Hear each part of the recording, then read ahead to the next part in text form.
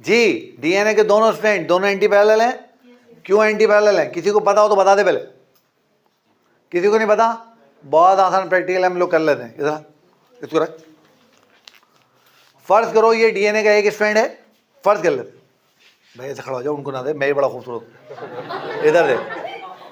फर्ज करें ये डीएनए का एक स्ट्रैंड है और ये ऐसे खड़ा हुआ है, मैं डीएनए का दूसरा स्ट्रैंड हूं।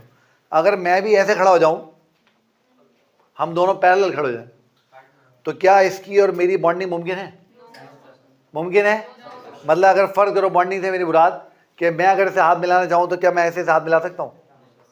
हाँ, मैं क्या करूंगा, अगर मैं ऐसे घूम जाऊं, यानी ये खड़ा है फर्ज करो राइट की तरफ, मैं घूम गया लेफ्ट की तरफ, हम एंटी पैरेलल हो गए।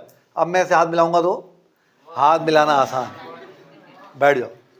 तो डीएनए के स्ट्रैंड एंटी पैरेलल क्यों होते हैं? ताकि बॉन्डिंग हो सके। पैरेलल होंगे तो बॉन्डिंग नहीं होगी।